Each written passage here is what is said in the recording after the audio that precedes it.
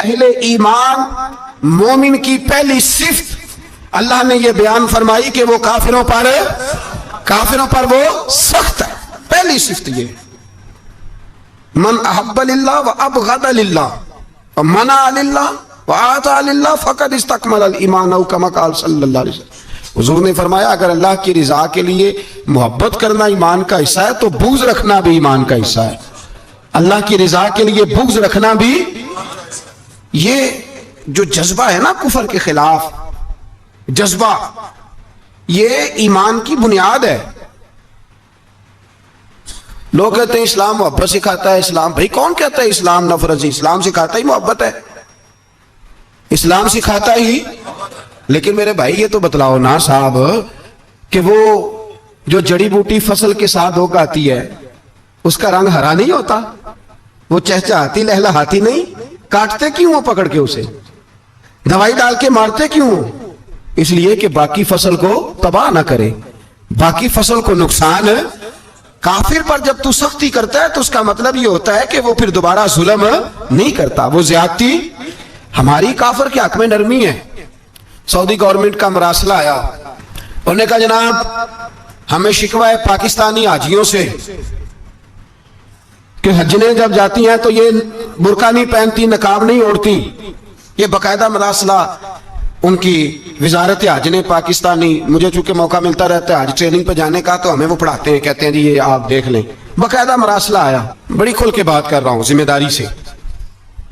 یہ جناب پاکستان کی جو بیبیاں یہاں حج کرنے آتی ہیں وہ بازاروں میں بغیر نقاب کے پھرتی ہیں، وہ کھجورے خریدنے چاہتی ہیں تو بغیر نقاب کے، خوشبو لینے جاتی ہیں تو بغیر نقاب کے، لہذا انہیں پردہ کراؤ. اگر کوئی بی بی بغیر پردے کے آئی، چلے ایام حج میں تو احرام کی حالت میں تو ہم قبول کر لیں گے، لیکن اگر اس کے علاوہ آئی تو ہو سکتا ہے ڈیبورٹ کر دی جائے. باقاعدہ مراسلہ. عام غریب ملک کی، پاکستان کی، انڈونیشیا کی، سوڈان کی بی بی بغیر پردے کے نہیں جا سکتی، پر ٹرمپ کی بی بی بغیر پردے کے سعودی عرب جا سکتی ہے. ہم تو چپ کر گئے ہو نا، ویڈیو میری پہ بندی ہے تہاڈی نہیں. فکر نہ کریں، میں سچی بات کر رہا ہوں، سچی بات اور کھری کر رہا ہوں ذمہ داری سے. او بھائی اس کی بی بی پر کوئی پابندی نہیں، کوئی پابندی نہیں. وہاں تم نے تلواریں پکڑ کے رقص کر لیا، وہاں سب جائز تھا. اب تمہیں وہ کدھر گیا متوا جو بھاگ کے آتا ہے کہ گنبد کی طرف منہ نہ کرو؟ وہ کدھر گئے لوگ جو کہتے ہیں جناب دیکھو جی وہ مقدس پاک لوگ ہیں، خبردار ان کی بات نہ کرنا؟ کلیجہ روتا ہے، دل خون کے آنسو روتا ہے. اتنا بڑا حج کا اجتماع ہوا ہے، تمہیں کوئی توفیق نہیں تھی تو وہاں کہنا تھا اس کو، حج پڑھانے والے کو، خطبہ دینے والے کو کہ برما کے لیے دعائی کر دے. کہنا تھا اسے فلسطین کے لیے. بھائی میں جو رونا رو رہا ہوں ذمہ داری سے رو رہا ہوں. خدا را سمجھو، جب تم نے تمہاری اپنی بات آتی ہے تو 34 ملکوں کا اتحاد اکٹھا ہو جاتا ہے، اور جب امت کی بات آئے پھر کوئی پرواہ نہیں. میرے رسول پاک صلی اللہ علیہ وسلم نے جو دین دیا اس کی پہلی شرط یہ ہے اشداء علل کافر پر سختی کرنا پہلا حصہ ایمان کا. رحماء بینہم تو دوسرا نمبر ہے، یہ دوسرا ہے. تمہاری سختی صرف اس کے خلاف ہے جو تمہارے مفادات کو ٹھیس پہنچائے، جو تمہاری سنے نا. حضرت سیدنا فاروق اعظم رضی اللہ، میں تفصیل سے بات کروں گا اگلے جمعے جناب فاروق اعظم کے حوال پر. حضرت عمر فاروق رضی اللہ تعالیٰ عنہ بدر کے میدان میں جب نکلے نا بدر میں، تو حضرت عمر سے حضور نے تجویز مانگی، فرمایا صف بندی کیسے کریں، کس طرح لڑنا ہے؟ جناب عمر فاروق رضی اللہ تعالیٰ عنہ کہنے لگے حضور یہ جتنے آئے ہیں نا کافر لڑنے، یہ کسی کا کوئی چاچا لگتا ہے، کسی کا کوئی ماموں لگتا ہے، کسی کا بھائی ہے، کسی کا بیٹا ہے، تو محبوبہ صف بندی کی کیا ضرورت ہے؟ جو میرے رشتہ دار ہیں میرے حوالے کریں، میں گردنیں کاٹ کے آپ کو دیتا ہوں. جو ابو بکر کے رشتہ دار ہیں وہ ابو بکر کے حوالے کریں، وہ گردن کاٹ کے دے. جو علی کا کچھ لگتا ہے وہ علی کے حوالے کریں. ہم دنیا کو بتائیں گے کہ اشداء علل کفار، اشداء علل، اس کے لیے ہمارے پاس سختی ہے، کوئی نرمی. وہ ہمارا سگا بھی ہو تو اس کے حق میں کوئی نرمی. حضرت عمر نے اپنے سگے ماموں کی گردن کاٹی بدر کے دن، سگے ماموں کی. حضرت ابو عبیدہ بن جراح، سنو اسلام امن کا درس دیتا ہے، محبت کا درس دیتا ہے. بھائی اسلام ہی تو امن کا درس دیتا ہے، پر جڑی بوٹی کاٹنا بدامنی نہیں ہوتا، ظالم کا ہاتھ پکڑنا بدامنی اور امن والے اور ہوتے ہیں بزدل، ان دونوں میں فرق ہوتا ہے. امن والا بننے کا کہا گیا ہے، بزدل بننے کا کہا. میرے نبی پاک نے جو بدر میں تلوار اٹھائی تھی، زرہ پہنی تھی، حضور علیہ الصلوۃ والسلام نے لوہے کی جیکٹ پہنی تھی، تو وہ بھی میرے رسول پاک نے امن کے لیے ہی پہنی تھی. میرے نبی پاک صلی اللہ علیہ وسلم نے احد کے دن جو ہتھیار اٹھائے تھے تو وہ بھی امن کے لیے اٹھائے تھے، وہ بھی امن کے لیے حضور نے ہتھیار اٹھایا تھا. ہتھیار اٹھانا بد امنی کی علامت نہیں ہوتا میرے بھائی، یاد رکھیں. حضرت ابو عبیدہ بن جراح نے میدان بدر کے اندر جب جنگ کا طبل بجا، حالات بگڑے، جناب ابو عبیدہ بن جراح کہتے ہیں تاریخ نے ایک عجیب موڑ پہ مجھے لا کے کھڑا کیا. آپ فرماتے ہیں میرے لیے اللہ نے جو آزمائش رکھی وہ سب سے بڑی رکھی. فرمانے لگے جب میں میدان میں نکلا تو کافروں نے میرے سامنے جس کو لا کے کھڑا کیا وہ میرا سگا باپ تھا. اب فرماتے ہیں اب مشکل بن گئی. عشق تے اگ دوویں ایک برابر، تے عشق دا سیک ودھیرا، اگ تے ساڑے ککھ تے کانے، تے عشق ساڑے تن میرا، تے اگ دا دارو می تے پانی، کوئی دسے ہیں عشق دا دارو کیڑا، بلے شاہ تے کچھ بھی نہیں بچدا جتھے عشق ہوراں دا ڈیرا. فرمانے لگے اب میرے لیے سامنے باپ، ادھر بیٹا. آپ فرماتے ہیں دو رستے تھے، باپ بچاؤں یا رسول اللہ کا دین بچاؤں. ایک منٹ تھا فیصلہ کرنے کے لیے کہ ابا بچے گا یا دین بچے گا، کفر بچے گا یا اسلام بچے گا. فرماتے ہیں میں نے منٹ پورا نہیں سوچا، میں نے تلوار اٹھائی، باپ کی گردن کاٹ کے گرائی اور رسول اللہ کا دین بچا لیا.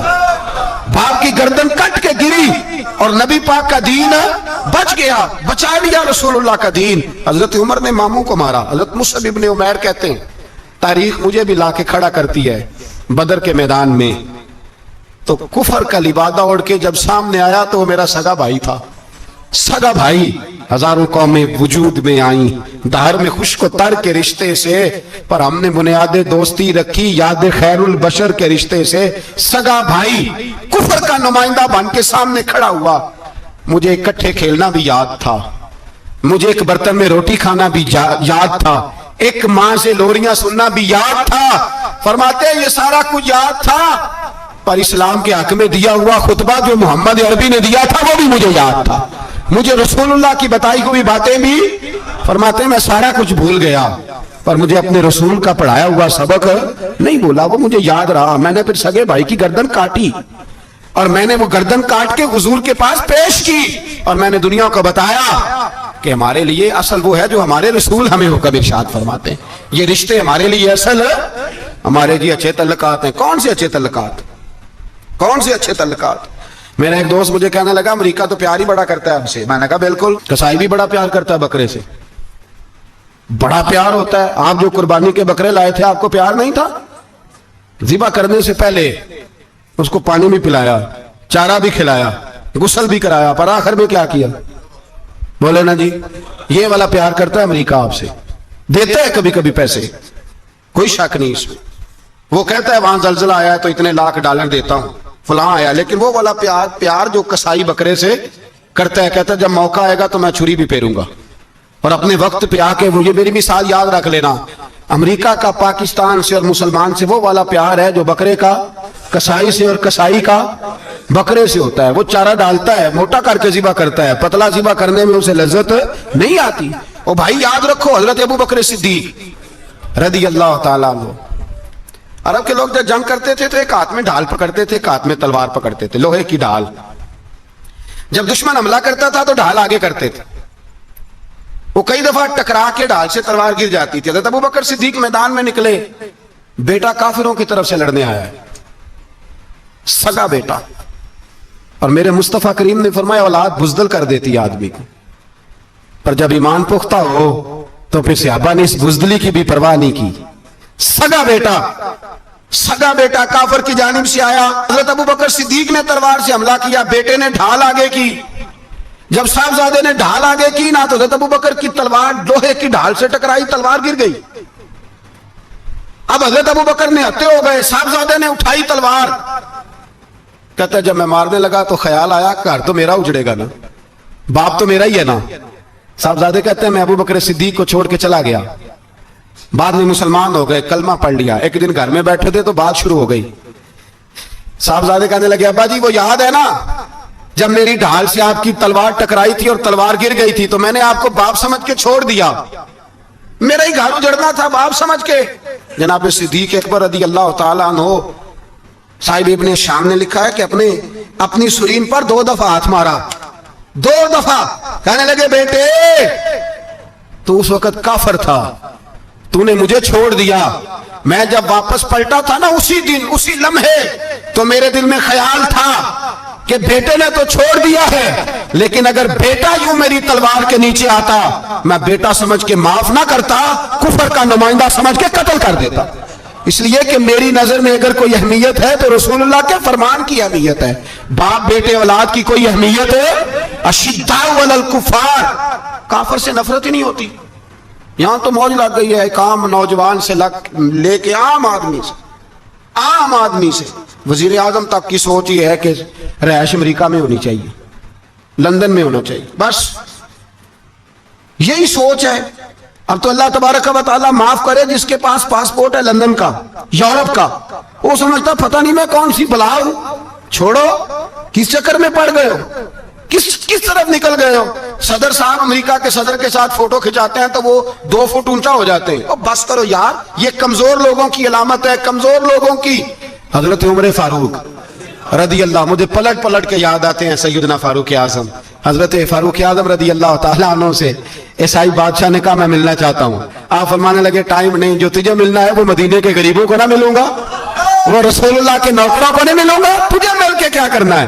میں انہیں ملوں گا جن کے لبوں پہ رسول اللہ کا درود جاری ہے, جو مصطفیٰ سے پیار کرتے ہیں. مجھے تجھ سے ملنے کی کوئی ضرورت ہے؟ ہمارے ہاں وہ نفرت نہیں کفر کے لیے جو مسلمان کے دل میں ہونی چاہیے, وہ مزاج ہی نہیں ہمارا, وہ شعور ہی نہیں. ہم جب بھی اتحاد کرتے ہیں کافر سے اتحاد کر کے اپنے ہی بھائی کو مارنے لگتے ہیں. وہ جی لڑائی ہو رہی تھی, بھائی کا بھائی سے اختلاف نہیں ہوتا گھر کے اندر, پھر وہ دشمنوں کو بلا کے لاتا ہے کہ میرے بھائی کو مارو. ایسا ہوا ہے کبھی؟ اگر آپس میں اسلامی ممالک کا اختلاف ہے بھی تو کافر کو لاؤ گے مارنے کے لیے, کافر کو لاؤ گے. اور یہاں ایک آدمی قید ہوا تھا امریکہ کا, پوری دنیا کو مصیبت پڑ گئی تھی. سمجھ آ رہی ہے؟ نام لینے کی ضرورت تو نہیں, بات کی سمجھ آ رہی ہے آپ حضرات؟ ایک آدمی قید ہوا تھا اور انسانی حقوق کی تنظیمیں اور ہمارے اپنے اندر سے بڑے بڑے, میں روشن خیال نہیں, میں روغن خیال کہتا ہوں ان لوگوں, بڑے بڑے روغن خیال اٹھ کے کھڑے ہو گئے, جی انسانی حقوق کی بات کرو, جی ایسے ہو گیا, جی ویسے ہو گیا. لے گئے بندہ چھڑا کے. یہاں روز خون کی ندیاں بہتی ہیں. اقوام متحدہ جس سے مسلمان بھیک مانگتے پھرتے ہیں کہ مسلمانوں پہ مظالم بند کراؤ, اقوام متحدہ نے کہہ دیا کہ دنیا کی مظلوم ترین اقلیت کا نام برما کے مسلمان ہیں. اقوام متحدہ نے رپورٹ دے دی, پھر مر نہیں گئے سارے اسلامی حکمران؟ شرم اور حیرت کے ساتھ کسی گھڑے میں دفن نہیں ہو گئے؟ تمہیں للکار کے انہوں نے کہا کہ یہ سب سے مظلوم ہے, ان کا کچھ کرو. چند دن پہلے یہاں ننکانہ صاحب بے سانجوں نے جلوس نکال کے کہا مسلمانوں شرم کرو, ان کی مدد کرو. پوپ بول پڑا, پوپ احسانیوں کہا کہ مسلمانوں کہاں ہو, کدھر ہو تم, ان کی مدد کرو, نکلو, ظلم ہو رہا ہے. پوری دنیا چیخی. آپ کے ملک میں آ کے امریکہ ڈرون حملے کر جائے تو آپ کی وزارت داخلہ کو بعد میں ہوش آتا ہو, ہمیں تو پتہ نہیں چلا, ہم تو سوئے ہوئے تھے, وہ حملہ کر گیا. اور عالمی قوانین کی مخالفت کر کے برما کی حکومت کہتی ہے کسی صحافی کو بھی ہم اندر نہیں جانے دیں گے, ہمارا ذاتی معاملہ ہے. ایسے بے شرم لوگوں کو اپنا نمائندہ بناتے ہو, جنہیں ہوش تک نہیں اس بات کی. ہم نے کلمہ پڑھا ہوا ہے نبی پاک صلی اللہ علیہ وسلم کا, میرے رسول پاک سید عالم نور مجسم صلی اللہ علیہ وسلم نے جو لوگ تیار فرمائے. نیند تو نہیں آ رہی آپ حضرات؟ نبی پاک نے جو لوگ تیار فرمائے, حضرت کعب بن مالک رضی اللہ تعالی, حضور نے فرمایا چلو تبوک پہ میرے ساتھ, سارے چلو, سب تیار ہو گئے. حضرت کعب بن مالک فرماتے ہیں مجھے گھوڑا بڑا دوڑانا آتا تھا, نیزہ بڑا چلانا آتا تھا, تلوار کا میں بڑا دھنی تھا, میں مالدار بھی تھا, میرے پاس بڑی وسائل تھے. حضور چلے گئے تو میں نے, یہ بخاری ہے, فرماتے ہیں میں نے سوچا کہ میں چلا جاؤں گا, کل میں گھوڑا دوڑاؤں گا, میں نے پیچھے پہنچ جانا, پرسوں چلا جاؤں گا, ترسوں بس سستی ہو گئی, نہ جا سکا. فرماتے ہیں وقت بیت گیا, حضور چلے گئے, آج جاتا ہوں کل چاہتا ہوں, اسی میں حالات سارے گزر گئے, حتیٰ کہ اللہ کے رسول واپس آ گئے. فرماتے ہیں کچھ بوڑھے تھے جو نہ جا سکے اور کچھ منافق تھے جو حضور کے ساتھ جہاد پہ نہ جا سکے. آپ فرماتے ہیں میں جوان بھی تھا, تیر انداز بھی تھا, اور دنیا عرب سارا جانتا تھا کہ مالدار بھی ہے, اللہ تعالیٰ کی دی ہوئی بڑی نعمتیں تھے. میں نہ گیا اور وہ غلطی گئی, سستی گئی. فرماتے حضور مدینے میں آئے, جب مسجد نبی میں بیٹھے تو منافق آ کے بہانے کرنے لگے. کوئی کہنے لگا بچی بڑی بیمار تھی, کوئی کہنے لگا حضور کل ہی صحیح ہوا ہوں. فرماتے مجھے بھی پتا تھا اور پتا مصطفیٰ کو بھی تھا جھوٹ بول رہے ہیں, حضور کو پتا تھا, پر وہ بہانے کرتے, حضور قبول کرتے. میں چلو جاؤ. کہا فرماتے ایک منٹ کے لیے مجھے بھی وسوسہ آیا کہ کوئی بہانہ نہ کر دوں, لیکن پھر میں نے سوچا بہانہ کس کے سامنے کروں جسے اللہ تبارک و تعالیٰ نے نبوت کی آنکھ عطا فرمائی ہوئی ہے, اس محبوب کے سامنے بہانہ. اس خیال آیا مسلمان نیک و بد پہچان جاتے ہیں, محمد آدمی کے دل کی باتیں جان جاتے ہیں, کدھر بہانہ کروں, حضور کو تو سارا پتا ہے. فرماتے میں گیا, حضور نے پوچھا کیوں نہیں آئے, اور پوچھا بھی مسکرا کے, کیوں نہیں آیا, مسکرا کے پوچھا. فرماتے میں نے سچ سچ بولا. میں نے کہا یا رسول اللہ سستی ہو گئی, حضور غلطی ہو گئی. جو بہانے لگا رہے تھے ان کو آزادی مل گئی, اور مکتب عشق کا دستور نرالا دیکھا, اس کو چھٹی نہ ملی جس نے سبق یاد کیا. فرماتے ہیں ان کو چھٹی مل گئی. میں نے کہا حضور غلطی ہو گئی, تو نبی پاک نے فرمایا اس سے کوئی بندہ کلام نہ کرے, خبردار میرے ساتھ بھی گفتگو نہ کرنا. حضرت کعب بن مالک فرماتے ہیں میرا چچا زاد بھائی, خالہ زاد بھائی سارے رہتے تھے, میں کسی کو سلام لیتا تو کوئی جواب بھی نہیں دیتا تھا. فرماتے ہیں میں مسجد میں نماز پڑھنے آتا, پر صحابہ کرام کو حضور نے منع کر دیا تو مدینے کی گلیاں بھی ناآشنا ہو گئیں. فرماتے ہیں مجھے یوں لگتا تھا کہ مدینے کے در و دیوار بھی مجھ سے کلام نہیں کرتے. میں وہاں دعا منگیا کرو سنگیوں کتے مرشد نہ رس جاوے, اے جنہاں دے پیر رس جان دے, او جیوندے ہی مرے رہن دے. کہا اس طرح لگا کہ جیسے حالات بگڑ گئے سارے میرے حق میں. آپ فرماتے ہیں میں مسجد میں آ کے بیٹھتا, تو جب مجھے پتا تھا میں جب آنکھیں ادھر کرتا تو حضور مجھے دیکھتے, اور جب میں نبی پاک کو دیکھتا تو حضور چہرہ پھیر لیتے. بول پڑے خواجہ غلام فرید صاحب, کہنے لگے میں ویکھاں تو میرا یار نہ ویکھے, جے میں نہ ویکھاں تو ویکھے. ایڈے نصیب کتھوں تتڑی دے, او میرے وچ ویکھن دے ویکھے. غلام فریدا او بوے یار دے مریے, پامے ویکھے یا نہ ویکھے. آپ فرماتے میں سید عالم صلی اللہ علیہ وسلم کو دیکھتا تو حضور رخ انور پھیر لیتے. حضرت کعب بن مالک رضی اللہ تعالیٰ عنہ فرماتے ہیں کہ حضور کا حکم آیا کہ بیوی کو علیحدہ کر دو. بار پہلے کوئی نہیں بات کرتا, اب کہا بیوی کو علیحدہ کر دو. تو میں نے کہا حضور طلاق دے دوں. فرمایا نہیں میں کہ بھیج دو, طلاق نہیں دینی. فرماتے ہیں بال بچہ بھی چلا گیا, نہ گھر میں کوئی نہ باہر کوئی, تنے تنہا. آپ فرماتے ہیں زمانہ جانتا تھا, عرب کے صوبوں میں بات پھیل گئی کہ کعب بن مالک جیسا سردار, مالدار, گھوڑ سوار, تیر انداز, نیزہ باز, اتنا بڑا سیانہ سنجیدہ آدمی جدا کر دیا نبی پاک نے. فرماتے ہیں غسان کے عیسائی بادشاہ نے مجھے خط لکھا. حضرت کعب فرماتے ہیں بڑی آزمائش تھی, پر یہ مصیبت سب سے بڑی تھی. غسان کے عیسائی بادشاہ نے خط لکھا, اس کا آدمی مجھے ڈھونڈتا پھرتا مدینے میں, میں ملا تو خط اس نے مجھے دیا. خط میں یہ نہیں لکھا تھا کہ کافر ہو جاؤ معاذ اللہ, یہ نہیں لکھا تھا عیسائی ہو جاؤ. اس نے خط میں لکھا کہ کعب ہم نے سنا ہے تمہارے نبی نے تمہیں چھوڑ دیا, ناراض ہو گئے. تم تو اس قابل تھے کہ صوبے کے گورنر بنائے جاتے, تم تو بڑے عہدے کے قابل تھے, تمہاری تو شہرت ہے سارے علاقوں میں, تم آ جاؤ ہمارے پاس, ہم تمہیں بہت بڑا عہدہ دے دیں گے. حضرت کعب بن مالک فرماتے ہیں اب میری چیخیں نکلی, اب میں تڑپ کے رویا. میں نے وہ اس کا خط پکڑا اور جلتے ہوئے تندور میں ڈالا, اور مسجد نبی میں سر سجدے میں رکھ کے میں نے کہا اے اللہ میرا ایمان اتنا ہی مشکوک ہو گیا ہے کہ کافر کہتے ہیں میں ان کے ساتھ مل جاؤں گا. اے اللہ میرا ایمان اتنا مشکوک, کافر سمجھنے لگے ہیں کہ میں مسلمانوں کو چھوڑ کے ان سے اتحاد کروں گا. یہاں لوگ کہتے ہیں ہم نے پریشر کے لیے ان کو ساتھ ملایا, ہم نے پریشر کے لیے کافر سے سمجھوتا کرو گے, اپنے بھائی پر ظلم کرنے کے لیے بے ایمانوں کے ساتھ دوستی کرو گے. حضرت کعب بن مالک فرماتے میں نے تندور میں ڈالا, میں تڑپ کے رویا. میں نے کہا اے اللہ میرا اتنا امتحان نہ لے کہ کافر سوچنے لگے کہ میں اسے سمجھوتا کروں گا. اے اللہ مہربانی فرما, اتنا امتحان نہ لے. روتے روتے گھر گیا, سحری تک روتا رہا. ایک آدمی دوڑا آیا, کہنے لگا کعب جلدی چل, حضرت جبریل آ گئے ہیں, اللہ نے تیری توبہ قبول فرما لی ہے, رسول پاک نے تجھے یاد فرمایا ہے, چل آ جا. حضرت کعب بن مالک فرماتے ہیں میں قدموں میں گرا, اور میں نے کہا محبوبہ میرا سارا ہی مال لے لے, حضور میری ساری صلاحیتیں لے لے, رکھ لیں سارا کچھ, مجھے وہ مال نہیں چاہیے جو آپ کے دروازے سے دور کر دے. हुजूर वो दौलतें मेरे किस काम की जो आपके दरवाजे से दूर कर दे, बे नूर बे चराग जो महफिल हो फूंक दो, आजम बला से अपनी वो हस्ती ही क्यों ना हो, जो चीज उसकी राह में हायल हो फूंक दो। हजरत काब बिन मालिक रज़ी अल्लाह तआला अन्हु ने एक मिनट के लिए भी काफिर से समझौता करना पसंद ना किया। जब तो अल्लाह ने तौबा हजरत जिब्रील के जरिए नाजिल फरमाई। मेरे भाई यहाँ मिनट मिनट पे समझौता है, मिनट मिनट पे बड़ा रौला डालते हम, बड़ा शोर है चाइना की दोस्ती, चाइना की दोस्ती। चाइना जैसे कहे बर्मा की हुकूमत वैसे करती है, इसका रस्म और रसूख है उनका। आपने क्यों नहीं उनसे कहा कि उनको मना करें?